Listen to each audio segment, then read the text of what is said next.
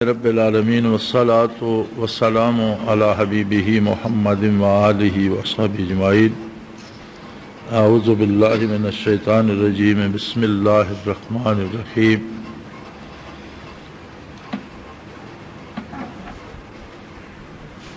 والذی ارسل رسولہ بالہدی ودین الحق لیظہرہ علی الدین کلہ وکفی باللہ شہیدا۔ اللہم سبحانک لا علم لنا الا ما علمتنا انک انت العلیم الحکیم۔ مولایا صلی وسلم دائما ابدا علی حبیبک من زانت بہ الاسر۔ اللہ جل شانہ نے اپنی ذات کا تعارف، اپنی شناخت اپنے رسول صلی اللہ علیہ وآلہ وسلم کے حوالے سے کرائی، اور فقہ کی کتابوں میں یہ مسئلہ درج ہے کہ اللہ پر ایمان کی شرط یہ ہے کہ پورے خلوص کے ساتھ یہ اقرار کرے کہ میں اس اللہ کو ویسا ہی مانتا ہوں جیسا حضرت محمد صلی اللہ علیہ وسلم، جو حضرت عبداللہ کے بیٹے، اللہ کے آخری نبی، مکہ مکرمہ میں پیدا ہوئے اور جنہوں نے مدینہ منورہ ہجرت فرمائی، جیسا وہ منواتے ہیں ذات اور صفات کے ساتھ، میں ویسا ہی مانتا ہوں۔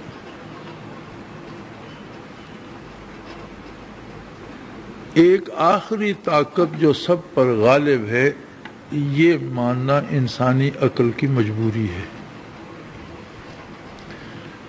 جو لوگ کسی مذہب کو نہیں مانتے، در حقیقت یہ بھی ایک مذہب ہے کہ کسی مذہب کو نہ مانا جائے، اور ان کے نزدیک زمانہ سب کچھ کرتا ہے، وقت سب کچھ کرتا ہے، اور جوں وقت گزرتا ہے، جوں زمانہ بدلتا ہے، چیزیں تبدیل ہوتی رہتی ہیں۔ اب آج کئی دن سے مغربی محققین اس بات کی تفصیلات بیان کر رہے ہیں کہ آدمی کس طرح بندر سے انسان کیسے بنا۔ اب اس پہ وہ زور لگا رہے ہیں کہ زمانے نے، وقت نے اس میں تبدیلیاں پیدا کی، اور یہ ہڈی فلاں زمانے کی ہے، اس وقت یہ بندر تھا، پھر یہ ہڈی فلاں زمانے کی ہے۔ کوئی بے شمار کھوپڑیاں اکٹھی کر رکھی ہوتی ہیں، کوئی ہڈیاں، تو وہ آہستہ آہستہ آہستہ آہستہ موجودہ دور کے انسان کے قریب ہوتا جا رہا۔ اسی لیے انہیں دہر یہ کہا جاتا ہے کہ یہ دہر کو، زمانے کو سب کچھ مانتے ہیں۔ لیکن سوچنے کی بات یہ ہے کہ ایک طاقت کو ماننا کہ وہ آخری طاقت ہے اور سب کرتی ہے، ان کی بھی مجبوری ہے۔ اسی طرح ہندوؤں کے بہت سے فرقے ہیں اور بہت سے بے شمار بتوں کو دیوی دیوتاؤں کے نام سے مانتے ہیں، لیکن تمام دیویوں کو، دیوتاؤں کو کچھ نہ کچھ اختیار دیتے چلے آتے ہیں۔ پھر آخر انہیں بھی ایک ماننا پڑتا ہے کہ ایک مہادیو ہے، سب سے بڑا دیوتا ہے، کہ سارے اس کے بھی تابع۔ یعنی عقل انسانی کی یہ مجبوری ہے کہ آخر اسے ایک ایسی طاقت ماننا پڑتی ہے جو سب پر غالب ہے۔ تخلیق کے اعتبار سے چلیں تو جی اسے اس نے بنایا، اسے کس نے بنایا، اس نے بنایا، اسے کس نے بنایا، آپ چلتے رہیں تو اس میں جب تک ایک آخری طاقت نہ مان لیں کہ وہ اپنی ذات سے قائم ہے، اسے کسی نے نہیں بنایا، تب تک تسلسل ختم نہیں ہوتا۔ لہذا مجبوراً عقل انسانی کو ایک آخری طاقت ماننا پڑتی ہے، اور یہ جو عقل کی مجبوری ہے، یہ معرفت الہی کا دروازہ نہیں۔ ہاں، عہد فطرت میں جب انبیاء علیہ الصلوۃ والسلام کی تعلیمات ناپید ہو گئیں، اور کسی نے اپنی عقل سے یہ بات تلاش کر لی کہ کوئی ہے جس نے سب بنایا، جو سب کو چلاتا ہے، وہ کون ہے، کیسا ہے، مجھے کوئی بتانے والا نہیں، اس کے لیے اتنا ایمان اس کی نجات کے لیے کافی۔ لیکن جب انبیاء مبعوث ہوتے ہیں اور تعلیمات انبیاء موجود ہوتی ہیں تو پھر ان سے ہٹ کر اپنی اٹکل پچو چلانا یا اپنی عقل کو استعمال کر کے سمجھنا، انسان اس کی استعداد ہی نہیں رکھتا۔ پھر حضور صلی اللہ علیہ وسلم کی بعثت اتنا عظیم واقعہ ہے کہ پہلی اور آخری مرتبہ آپ صلی اللہ علیہ وسلم کی بعثت پہلی اور آخری مرتبہ سارے جہانوں کے لیے فرمائی گئی، تمام انسانوں کے لیے فرمائی گئی، تمام اقوام عالم کے لیے فرمائی گئی، تمام ممالک کے لیہ فرمائی گئی۔ ایھا الناس انی رسول اللہ علیکم جمیعا، اے اولاد آدم تم جہاں کہیں ہو میں تم سب کے لیے اللہ کا رسول۔ اور یہ چھوٹی بات نہیں تھی، دنیا میں اولاد آدم پھیل چکی تھی، اقوام میں تبدیل ہو چکی تھی، اقوام قبائل میں بدل چکی تھی، ممالک میں تقسیم ہو چکی تھی، موسم مختلف تھے، مزاج مختلف تھے، خوراکیں مختلف تھیں، زبانیں مختلف تھیں، اوقات مختلف تھے، ایک جگہ دن ہوتا ہے، ایک جگہ رات ہوتی ہے، ایک جگہ گرمی ہے، دوسرے ملک میں سردی ہے۔ تو جو انبیاء علیہم السلام کسی خاص قوم میں مبعوث ہوتے، اس قوم کا ایک متعین علاقہ ہوتا، اس کا مزاج ہوتا، اس کے مطابق احکام نازل فرمائے جاتے۔ عقائد تو ہمیشہ سے ایک ہی رہے اور ہمیشہ ایک ہی رہیں گے، لیکن احکام میں تبدیلی ہوتی اور ان کے مزاج، ان کے موسم، ان کے اوقات کے مطابق احکام ارشاد فرمائے جاتے۔ اب ایک ایسا نظام عبادت، ایک ایسا نظام عدل، ایک ایسا نظام حیات، ایک ایسا نظام اخلاقیات جو ساری دنیا پر بیک وقت قابل عمل ہو اور ہر جگہ مفید ہو، انسان کی جان مال آبرو کو تحفظ دیتا ہو، انسان کے اوقات کی حفاظت کرتا اور اسے اللہ کے حضور واصل کرتا ہو، یہ کام صرف اللہ کر سکتا ہے، مخلوق کے بس کی بات نہ تھی۔ 14 صدیاں بیت گئیں، 15ویں صدی کا بھی ایک چوتھائی بیت گیا، اور یہ مشاہدہ ہے کہ روئے زمین پر اللہ کے بندے موجود ہیں، اللہ کا دین موجود ہے، ان کے عقائد بھی ہیں اور اعمال بھی اور عبادات بھی۔ چین میں اگر مسلمان نماز روزہ کرتے تو افریقہ میں بھی کرتے ہیں، یہاں سردی ہوتی ہے تو وہاں گرمی ہوتی ہے، یہاں گرمی ہوتی ہے وہاں سردی ہوتی ہے۔ جاپان میں اگر کرتے ہیں تو امریکہ کے مغرب میں بھی کرتے ہیں، جہاں دن رات کا فرق ہوتا ہے، یہاں ہمارے پاس دن ہوتا ہے تو اب امریکہ کے مغرب میں رات ہوتی ہے۔ مغربی امریکہ کا اور ہمارا 12 گھنٹے کا فرق ہے۔ موسموں کا بھی بڑا فرق ہے، کہیں سارا سال برف جمی رہتی ہے، کہیں تپتے سیراں ہیں کسی جگہ اور سارا سال کوئی چھینٹا نہیں پڑتا۔ لیکن ایسا معتدل، ایسا متوازن، اتنا صحیح اور درست نظام زندگی کے ہر شعبے کا کہ ہر حالت میں اور ہر جگہ قابل عمل ہو اور مفید ہو، انسانی معاشرے کے لیے بھی، انسان کی ذات کے لیے بھی، اس کے ظاہر کے لیے بھی اور اس کے باطن کے لیے بھی، اس کی دنیا کے لیے بھی اور اس کی آخرت کے لیے بھی، یہ حقیقت انقلاب ہے۔ اور اگر ان معنوں میں انقلاب کہا جا سکتا ہے تو دنیا میں صرف ایک بار آیا اور وہ ہے بعثت محمد الرسول۔ دنیا میں صرف ایک انقلاب آیا۔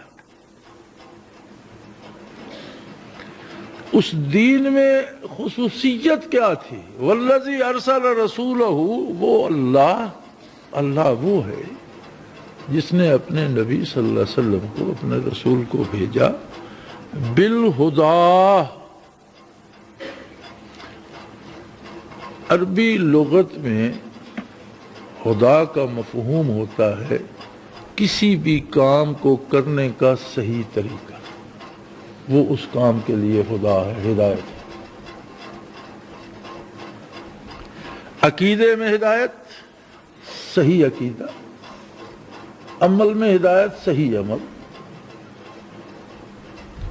فرمایا میرا نبی مبعوث ہی ہدا لے کر ہوا ہے کہ زندگی کے ہر شعبے کے ہر کام کو کرنے کا صحیح ترین طریقہ انسانوں تک پہنچا۔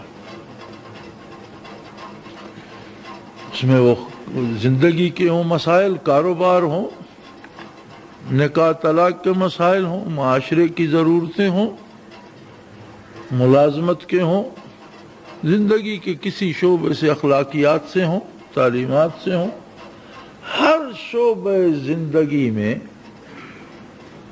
ہر کام کو کرنے کا صحیح طریقہ فرمایا یہ میں نے اپنے نبی کو عطا کر کے مبعوث فرمایا ہے۔ اور یہی ہدا جو ہے ودین الحق، اسی ہدا پر انحصار ہے دین حق کا، یعنی اسی ہدا کو عقیدے سے عمل تک جو اپنائے گا وہ دین حق پر کاربند۔ اگر ہم اللہ کی مہربانی سے عقیدہ صحیح رکھتے ہیں تو دین کا ایک شعبہ ہے، الحمدللہ ہم مسلمان ہیں۔ لیکن اگر عمل نہیں کرتے اس کی مرضی، وہ معاف کر دے تو معافی کی گنجائش باقی ہے، چونکہ کافر کے لیے اگر اس کا خاتمہ کفر پر ہوتا ہے تو اللہ نے طے کر دیا کہ میں اسے معاف نہیں کروں، وہ تو فیصلہ ہو چکا۔ بندہ مومن کتنا بھی خطا کار ہے، اللہ قادر ہے چاہے تو ساری خطائیں معاف کر دے، لیکن ایمان کے ساتھ عمل نہ کرنا ایک بہت بڑا جرم بھی ہے۔ عمل نہ کرنا ایمان کی ایک حد تک نفی کر دیتا ہے، چونکہ عمل گواہ ہے۔ اور اکثر ائمہ کرام نے، ائمہ فقہ نے بھی، ائمہ حدیث نے بھی، ائمہ تفسیر نے بھی اس بات کا اقرار فرمایا ہے کہ ایمان عمل ہی کا نام ہے۔ اگر عمل درست نہیں ہے تو اس کے ایمان کا کوئی اعتبار نہیں، سوائے امام ابو حنیفہ رحمۃ اللہ تعالی علیہ کے اس میدان میں آپ اکیلے ہیں، اور وہ فرماتے ہیں کہ یہ کہنا کہ میں اللہ کو واحد اور اللہ کے نبی کو برحق مانتا ہوں، یہ بھی ایمان کا دعویٰ بھی تو ایک عمل ہے، اس کا یہ عمل تو قبول کیا جائے، اسے مسلمان تو مانا جائے۔ لیکن اور کوئی ائمہ کرام میں سے ان کے ساتھ کھڑا نہیں ہوتا، وہ فرماتے ہیں عمل ہی کا نام ایمان ہے، اگر عمل نہیں کرتا اس کی قول کا کوئی اعتبار نہیں۔ ایک شخص کہتا ہے میں نے آپ کو کھانا کھلا دیا، وہ بندے کو کھانا نہیں کھلاتا تو اس کے کہنے پر بندہ زندہ رہے گا؟ ایک آدمی پیاسا ہے، دوسرا کہتا ہے تم میرے عزیز ہو، میرے دوست ہو، میرے بھائی ہو، میں نے آپ کو پانی پلا دیا، میں آپ کی ضرورت سے آگا، میں مانتا ہوں آپ کو پانی، میرے پاس پانی ہے، میں آپ کو پلاتا نہیں ہے، تو اس کا اقرار اس کی زندگی بچائے گا؟ یہی بات ائمہ کرام عمل کے بارے میں فرماتے ہیں کہ ایک آدمی عمل اپنی پسند سے کرتا ہے، شیطان کے کہنے پہ چلتا ہے، نفس کے کہنے پہ چلتا ہے، اللہ کا حکم نہیں مانتا، اللہ کے نبی صلی اللہ علیہ وسلم کا حکم نہیں مانتا، ان کی پیروی نہیں کرتا، تو کیسے ہم مان لیں کہ اس کا ایمان ہے؟ کہ ایمان تو عمل کا نام ہے۔ امام ابو حنیفہ رحمۃ اللہ تعالی علیہ فرماتے ہیں کہ بھئی یہ دعویٰ کرنا کہ میں ایمان لایا ہوں یہ بھی عمل ہے، تو یہ عمل تو اس کا معنی ہے. اور الحمدللہ ہمارے لیے تو شاید اسی میں گنجائش نکلتی ہے جو مسلک امام ابو حنیفہ رحمۃ اللہ تعالی علیہ کا ہے. لیکن سوال یہ پیدا ہوتا ہے کہ جو کچھ ہمارے سامنے ہے، جو کچھ ہم دیکھ رہے ہیں، جس سے ہم برت رہے ہیں، جو کچھ ہم پر بیت رہی ہے، اس کا عالم، اس کی حالت، اس ماحول کو دیکھیں تو وحشت طاری ہو جاتی ہے کہ ایمان کہاں ہے. کسی کو چند ٹکے ملتے ہیں دوسرے کے کھا جاتا ہے، کسی کا بس چلتا ہے دوسرے کی عزت لوٹ لیتا ہے، کسی کا بس چلتا ہے دوسرے کی جان لے لیتا ہے. بازار سودا خریدنے جائیں تو کوئی اعتبار نہیں ہے کہ اگر دکاندار حاجی صاحب بھی ہیں تو پتہ نہیں نرخ صحیح لگا رہے ہیں یا نہیں، چیز پوری تول رہے ہیں یا نہیں، جو کچھ لے رہا ہوں، جس کے لیے پیسے دے رہا ہوں وہی مل رہا ہے یا اس کی نقل مل رہی ہے. زندگی کا اعتبار نہیں. حکومتیں ہیں، حکمران ہیں، صدور ہیں، وزراء ہیں، وزراء اعظم ہیں، سب کچھ ہے، قانون ہے، اس کا محکمہ قانون کا نافذ کرنے والا بھی ہے، عدالتیں ہیں، سب کچھ ہے، لیکن آدمی کی زندگی کا کوئی تحفظ نہیں. تو اگر حقیقت تلاش کی جائے تو اس کا سبب ہم ہیں، ہمارا کردار ہے، ہماری خواہشات نفس ہیں، ہماری چھوٹی چھوٹی خواہشات جو ہم دوسرے کی چیز چھین لینا چاہتے ہیں، صرف اپنے لیے سوچتے ہیں میرا کیا ہوگا، مجھے کیا مل جائے گا، میں کیا حاصل کر لوں گا. اسلام ہے دوسروں کے لیے زندہ رہنے کا نام. کنتم خیر امہ، تم بہترین امت ہو، اخرجت للناس، تمہیں میں نے کھڑا کر دیا ہے تمام انسانیت کے لیے. دوسروں کی فکر تمہارے ذمہ ہے. کوئی اگر کفر و شرک میں مبتلا ہے تو اس کی فکر کرنا تمہارا کام ہے. کہیں نوع انسانی کی عزت اور عصمت لٹ رہی ہے تو اس کی فکر کرنا تمہارا کام ہے. کہیں کسی کے حقوق لٹ رہے ہیں تو اس کی فکر کرنا تمہارا کام ہے. حتیٰ کہ کوئی ایمان لائے یا نہ لائے، اس کے انسانی حقوق کے تحفظ کا خیال کرنا یہ تمہارا کام ہے. کافر کو بھی انصاف نصیب ہو، اس کی بھی جان مال آبرو کو تحفظ نصیب ہو، اس کی فکر کرنا بھی تمہارا کام ہے. اس لیے کہ تمہیں کھڑا ہی دوسروں کے لیے کیا گیا. اخرجت للناس، نوع انسانی کی حقوق کی نگہداشت تمہارا فرض منصبی ہے. اگر ہماری ذمہ داری بحیثیت ایک مسلمان یہ ہے اور ہم کر یہ رہے ہیں کہ میں ممبر پہ بیٹھوں، جو سامنے بیٹھے ہیں میری نظر ان کی جیبوں پر ہو کہ کس کس کی کتنی جیب کاٹ سکتا ہوں، تو بے تفاوت راز کجاست تابہ کجا، تو مسلمانی میں اور ہم میں کتنا فاصلہ ہے.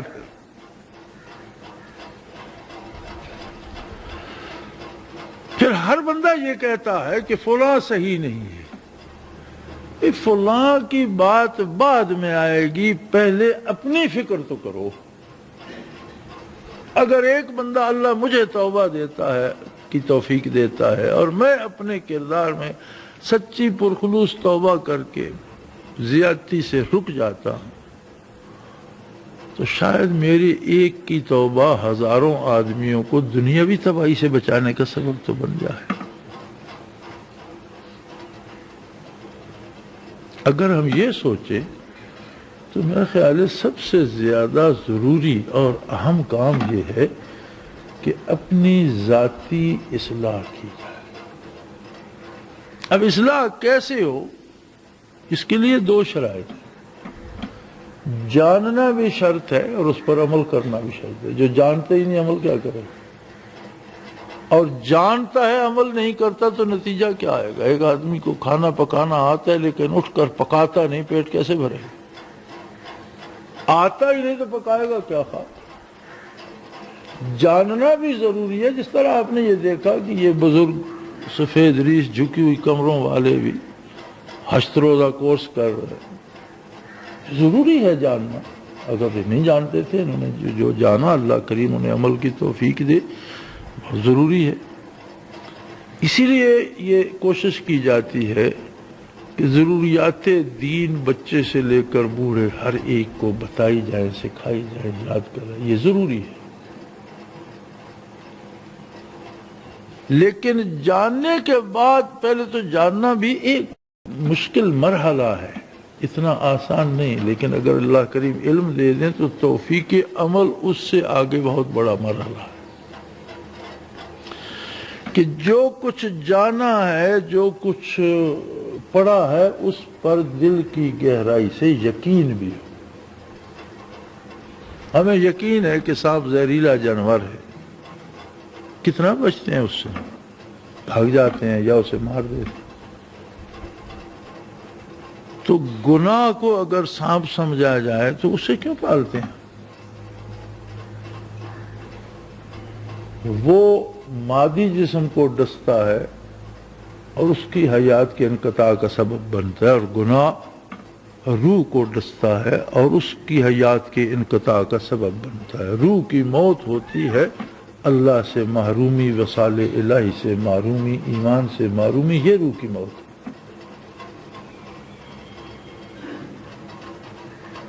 تو سانپ کے سانپ ہونے پر جو یقین ہے، وہ یقین ہمیں گناہ کے گناہ ہونے پر نہیں ہے. ہم ہیلے نکالتے ہیں، سانپ تو سانپ ہی ہے، لیکن ہم کہتے ہیں نہیں یار یہ رسی کی طرح ہے، یہ خوبصورت ہے. یہ تعویلیں ہم گناہ کے ساتھ کرتے ہیں. یہ جواز ہے اس کا، وہ جواز ہے.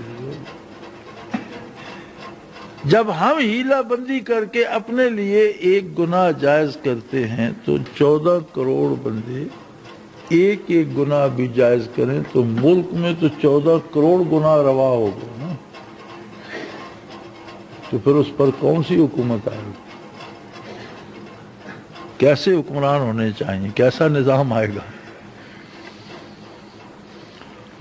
یہ جتنی محنت نفاذ اسلام کی ہے، جتنے نہر نفاذ اسلام کے ہیں، جتنے جلوس نفاذ اسلام کے ہیں، جتنا شور نفاذ اسلام کا، اس کی بنیاد اس پر ہے کہ کیا ہم اپنے اس 4.5 ہاتھ کے وجود پر اسلام نافذ کرتے ہیں؟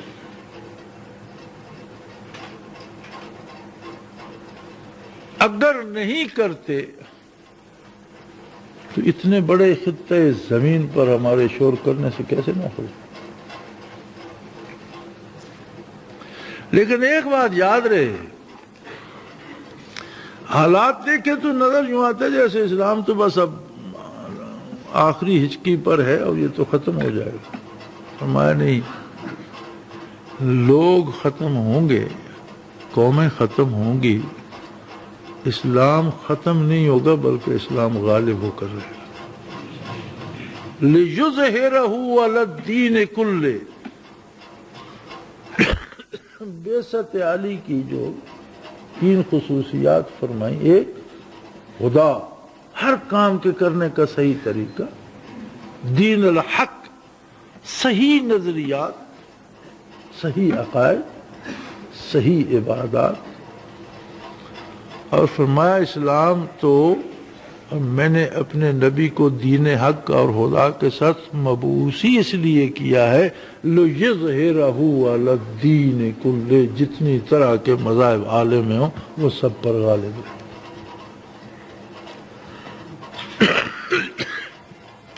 اگر وقتی یا حادثاتی طور پر عالم کے طویل سفر میں، صدیوں کی طویل مسافت میں کچھ عرصہ ایسا بھی آ جاتا ہے جہاں روئے زمین پر یا کسی خطے زمین پر اسلام کا غلبہ نہیں رہا، تو اس کا یہ مطلب نہیں ہے کہ اسلام مٹ گیا. اسلام کے پاس پھر بھی بے شمار چھوٹے چھوٹے خطے ہیں جن پر وہ قابض ہے پورے تسلط سے، اور وہ ہیں انسانی وجود، وہ ہیں مسلمانوں کے قلوب اور ان کے سینے. اس عالم ہاؤ ہو میں، اس ناانصافی اور اس ظلم میں، اس دہشت گردی میں بھی آپ کو ایسے چلتے پھرتے لوگ ملیں گے جن پر اسلام غالب ہے اور اسلام کے علاوہ کچھ نہیں، ان کو کسی چیز کو پرواہ نہیں کرتے۔ اسلام کی سلطنت موجود ہے، مٹے گی نہیں، لیکن یہ اس کا طریقہ ہے کہ جب لوگ قدر کرنا چھوڑ دیتے ہیں تو اور قدردان پیدا کر لیں۔ عَسَىٰ اللَّهُ بِقَوْمٍ يُحِبُّهُمْ وَيُحِبُّونَهُ يُقَاتِلُونَ فِي سَبِيلِ اللَّهِ يُجَاهِدُونَ فِي سَبِيلِ اللَّهِ يَقْتُلُونَ وَيُقْتَلُونَ۔ ایسے لوگ پیدا کر دے گا۔ تاتاریوں نے اس عہد کی اسلامی ریاستوں کو تباہ تاخت و تاراج کر دیا۔ اہل یورپ نے یورپ میں مسلمانوں کے تختے الٹ دیے، حکومتیں تباہ کر دی۔ ہسپانیہ سے، اندلس سے مسلمانوں کو یا قتل کر دیا یا عیسائی بنا لیا یا نکال دیا۔ 700 سال کی حکمرانی کے بعد پورے ہسپانیہ میں ایک مسلمان نہ رہا۔ مساجد کھڑی ہیں، محلات کھڑے ہیں، حکومت کے آثار موجود ہیں، لیکن مسلمان نہیں۔ اور بڑا خوش ہو رہا تھا کفر، وہ ایسا قادر ہے، اس نے تاتاریوں کو کلمہ پڑھا دیا اور وہ ادھر سے مغربی یورپ سے مسلمانوں کو نکال رہے تھے اور مشرق سے یورپ میں اسلام کا جھنڈا لیے تاتاری داخل ہو رہے۔ اور علامہ مرحوم نے کہا پاسباں مل گئے کعبے کو صنم خانے سے، کہ وہ خانے سے اٹھا کے انہیں بیت اللہ کا محافظ بنا۔ اسلام رہے گا، مٹنا اسی کا مقدر ہے جو خود کو اسلام سے الگ کر لے گا۔ مٹے گا وہی، تباہی اسی کا مقدر ہے، خسارہ اسی کو ہوگا جو خود کو اسلام سے الگ کر لے۔ اسلام نہ صرف رہے گا بلکہ اسلام غالب رہے گا۔ لِيُظْهِرَهُ عَلَى الدِّينِ كُلِّهِ، تمام مذاہب عالم پر غلبہ اسلام کا ہوگا۔ کیسے ہوگا، کون کر سکتا ہے؟ فرمایا کفا باللہ شہیدا، اس کا گواہ میں اللہ کافی ہوں، ہر چیز پہ قادر ہوں۔ ظلم پھر ظلم ہے، بڑھتا ہے تو مٹ جاتا ہے، خون پھر خون ہے، بہتا ہے تو جم جاتا ہے۔ کب تک بہے گا؟ آخر جم کر ایک دیوار بن جائے گا۔